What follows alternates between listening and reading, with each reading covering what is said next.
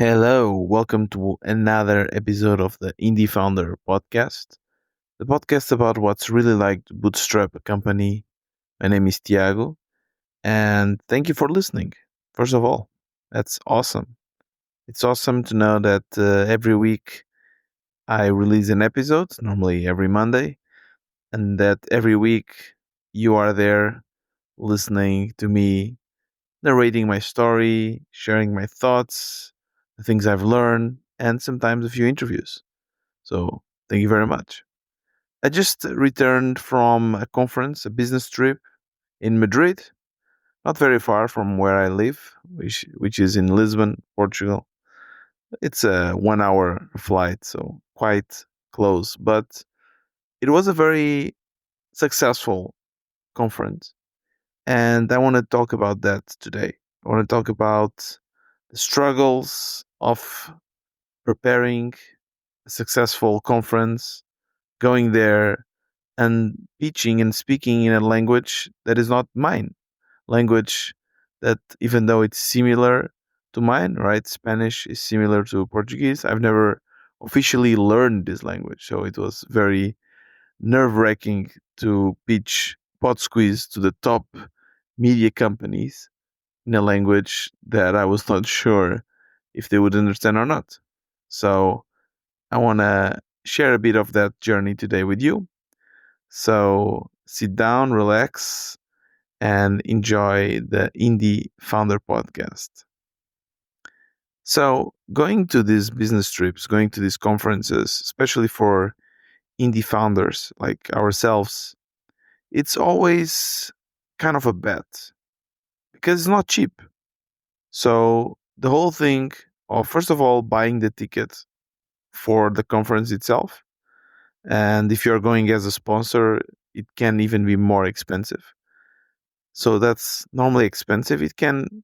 There's multiple prices. Different conferences have different prices. This one was quite cheap actually. It was 75 euros per person. But I went already to a few others where the tickets were like 600 euros, or here at the Web Summit, it's even more expensive, close to 1,000. So you have that plus the flight. Again, depending where you're going, can be more expensive or less expensive, and then the hotel or the Airbnb where we're staying. So this whole thing, this whole going to a conference, paying the tickets, the flights, the stay, and then as well the food and everything while you're there, it's quite a big investment. And in my opinion, it does not really pay off for B2C products. If your normal customer will pay you in their lifetime 200 bucks, let's say, and if we're going to a conference and you are going to spend at least maybe 500 if you're two, like us we are two, right? So at least 500 euros we are bound to spend. It's not worth it to go there and find a few B2C clients. You need to find a lot of B2C clients to be worth it, and there are cheaper and better ways to do that with SEO, Reddit marketing, social media, etc. So unless you're going to a conference to learn something, for B2C, normally it's not worth it. For B2B, for enterprise level, it's different because you might make thousands of euros from one single client. And what we've learned is that it makes a difference to meet someone face to face, especially for these enterprise deals. At first, we were a bit skeptic about this, especially my co founder. He said and thought that it was just too big of an investment because, of course, besides the whole investment, monetary investment, it's also two people that are going there. It's our salaries, it's our time that we are investing that we could be doing other things. But if there's something we've learned in the past year, is that if we're going to do B2B, if you're going to do enterprise, as I said, meeting someone face to face is a huge difference. A great example was getting into the enterprise here in Portugal. We were already in contact with a few players, but they were not really engaged. It was really hard by just using messages, emails, WhatsApp, or even calls. without knowing each other was hard to get them to commit to do a demo, etc. But then we went to a conference. It was in the beginning of this year. We went to Athens. It was a big investment. The tickets were expensive, 600 euros per ticket. We were able to negotiate. So this is also my first advice here from this episode. There's always room to negotiate in these conferences. Normally, they want people there. They want the conference to be as interesting as possible. So if you pose yourself as someone interesting, with an interesting company, and you just negotiate with them. So I think in the end we were able to negotiate. Instead of 600 euros per person, we paid 200 or 300 euros for two tickets, plus a mention in the newsletter, plus our logo was also on the wall. So it was a pretty nice deal. And you can always do this kind of stuff. Even with this conference, we also did that for the web summit here in Portugal. I always get free tickets. So you can find a way, especially if you're a bootstrap company, you can give that as an excuse, let's say. But we went to this conference early this year, and there we met a lot of the Portuguese people. Funny enough, a lot of them also went, and we went for dinner with them, and it was nice. And this connection made the whole difference because then we started closing one after the other. So there's definitely something here. And my co-founder and I are always trying to test new things and take learnings from this. So now we want to see and ask ourselves, can we do the same for other markets? Can we go to a different market, go to a conference, meet the people, and then close the deals? And we had the same, by the way, we had the same experience with sending them messages, WhatsApp. They either didn't answer or were not engaged. So we said, okay, what is the closest market we can try on? There's Brazil, which is the same language, but it's a bit far away. So the investment is even bigger. Maybe just the flights to go there is like $1,000 per person. But there's also Spain. Spain is just around the corner. It's 500 kilometers from Lisbon. So I thought, okay, let's try this. We met a guy which was the organizer of this podcasting festival, and turned out that this conference, this festival was actually getting a lot of big players.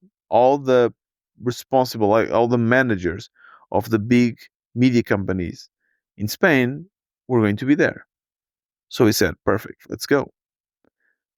We booked the flights, booked the tickets, and then the Airbnbs were so expensive. It was crazy. I've never seen anything. Sure, it was very short notice, like always. It's hard to organize, but yeah, for 3 nights, it was the cheapest we were getting in Airbnbs were around 600, 700 euros. It's like, wow.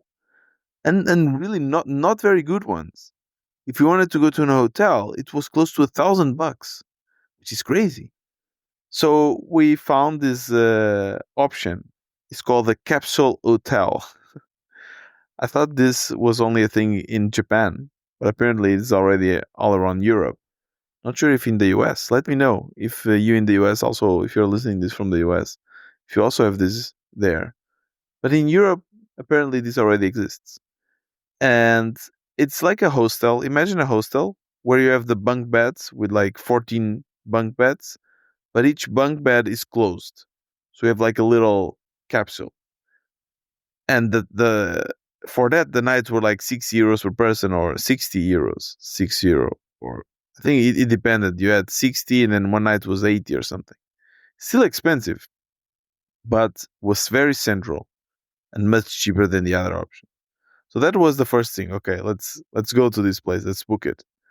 And it's funny, here you can immediately see the difference between going to one of these events as a VC backed company versus going as a bootstrapper. A VC backed company, they're going to stay in the good hotel. They're going to, they have money to spend. We don't. So we did that and it turned out to be quite nice, actually. It was a really nice surprise. So everything was extremely clean, which is really important. There were the bathroom, the showers, which were obviously shared. They were very, very clean. They were always cleaning everything. So that was really nice, felt comfortable. There was this scent in the air. They always had like this scent so that it smelled always nice. There was AC, and the capsule itself, it's nice because you have like your own privacy. It's not very claustrophobic. Of course, if you have this phobia, claustrophobia, and if it's quite severe, it might not be for you. But in general, it's quite nice. So at least this part was settled. The first night was terrible though. Like we didn't sleep very well because you are getting used to it. So it was a bit hot. I didn't know how to set up the thing to be comfortable. The next nights were much better because I opened a bit the door. I was able to get a nice temperature in, and I was also much more tired. So that also made a difference. First night, I didn't sleep very well. But the work for the conference actually starts the week before. And this is the first time I've done this like this, and it was definitely the best way.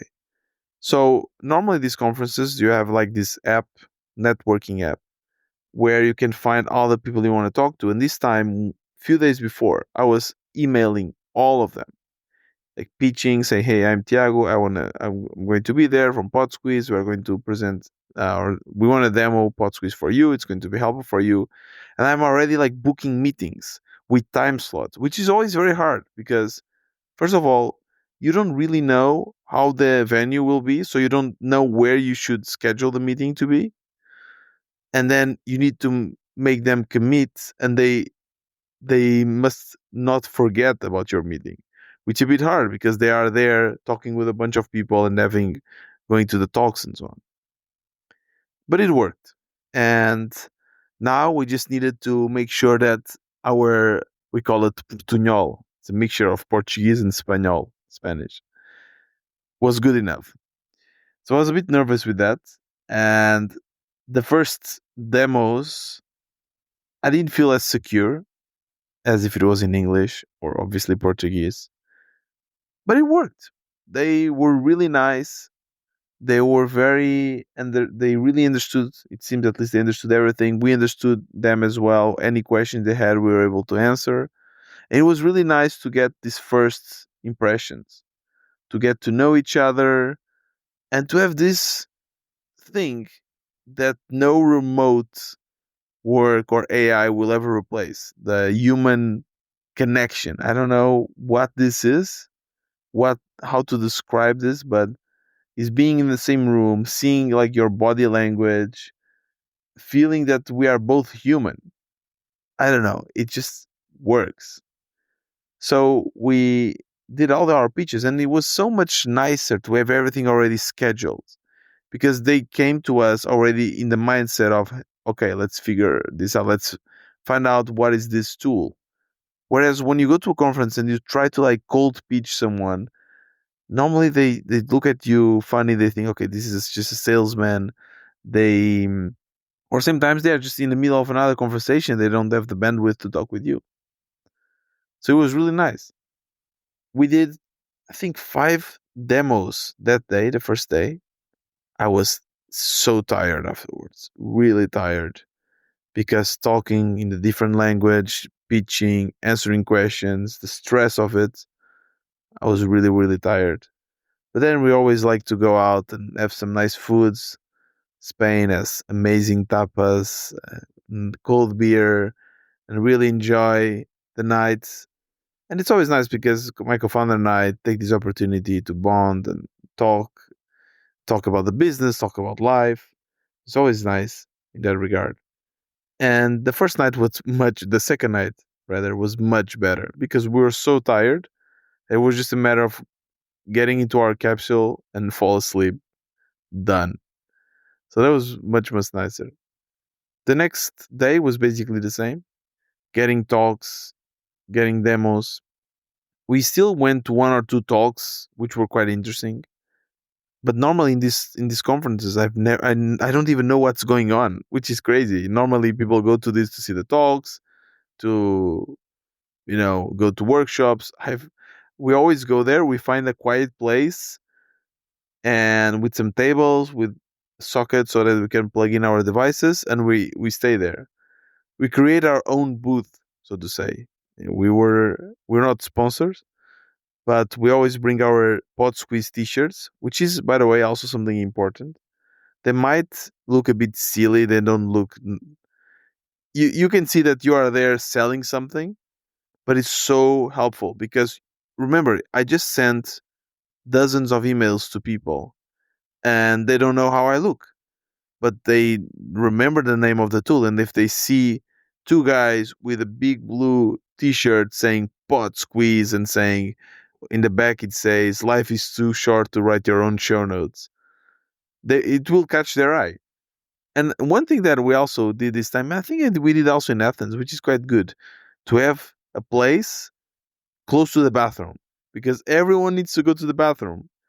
And if you shoot them an email and then they don't answer you, or maybe they missed the meeting because they didn't know where to find you, they will eventually have to go to the bathroom and they'll see you. You look at them as like, okay, Tiago, I want to talk with you. You are here? Yeah, yeah, okay, I'll just be back.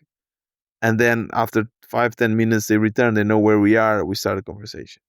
Perfect. Now, this is just the beginning. This is the first contact. No one will close deals in a conference right away, especially enterprise deals. So this was just the first contact. We just demoed to them.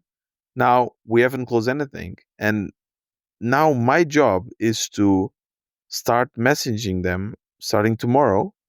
I will start emailing them, giving them the demo accounts, giving start if they need more conversation, if you need more demos, doing all this process, and it might take months to close the deal.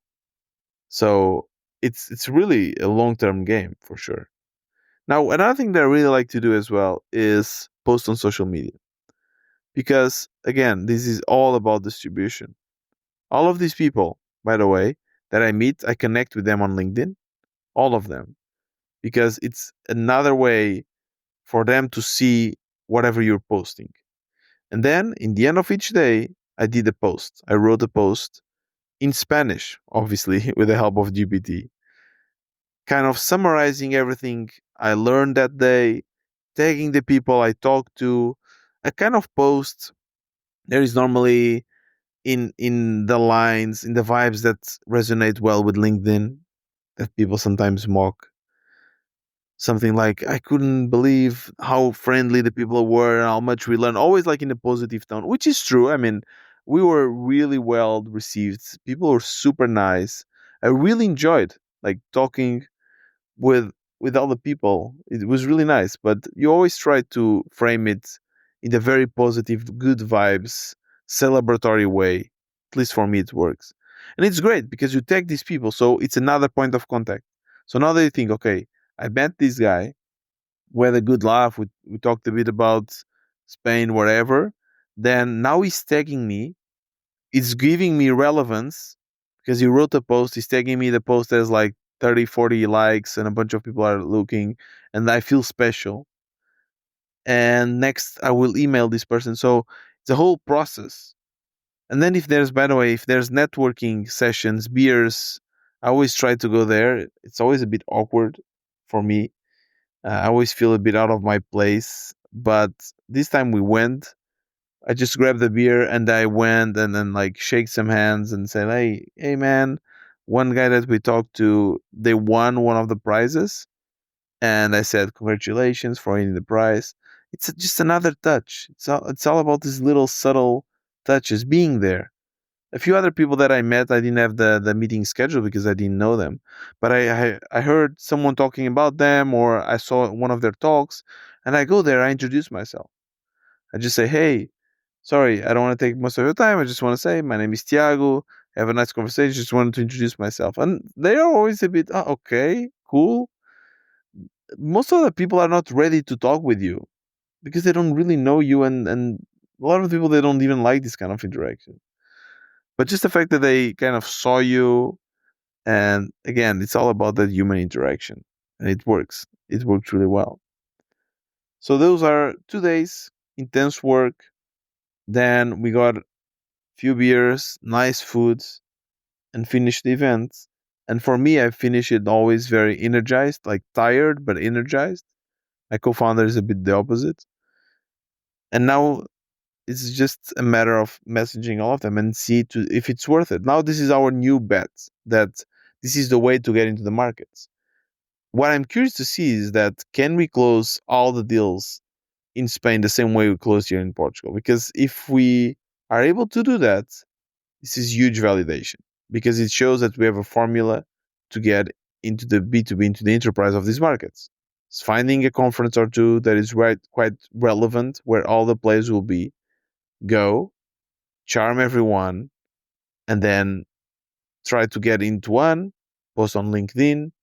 Then the other networks will also see that and they're like, okay, my competitor is already using PodSqueeze. I also need to use PodSqueeze. It's very social. And then do that. Now, of course, that in Spanish, we still spoke Spanish, which is great. In France, I don't speak French and I cannot pretend to speak French. So it's going to be harder. Can we do this in English? Probably not. So we might need to bring someone to speak French. In Italy, the same. And now I'm also curious about the US, if it will be the same. And if it works in Spain, probably the next goal will be to either go to Brazil or to the US or both, and find a good conference in the US where all the radio players will be, maybe New York, I don't know, and try to do the same exact thing in English, see if it works. I'm really curious. But yeah, it was a really fun event. I think it was very successful. There was nothing else we could do. And yeah, that's basically it. If you have any questions on how we handle these events, if there's something I'm missing, feel free to shoot me a message at WB on Twitter or on LinkedIn as well. Both will be linked in the show notes of these episodes. And if you like this podcast, share it with your friends. Send me a message, share it with your friends, make a post about it on Twitter. I really want to grow this. I think it's better when we have more people listening and we can even do events and stuff like that. So the podcast is still, even though I do appreciate everyone that is listening, it's still very small. I think we could do better. I'm trying to get more people as well here to interview. If you have any opinions, suggestions on people we should interview, feel free to also suggest them through Twitter. And of course, that sharing, liking, giving a review on Spotify, it really helps to grow the podcast. This was another episode of the Indie Founder Show. I'll see you next week, next Monday. Bye bye.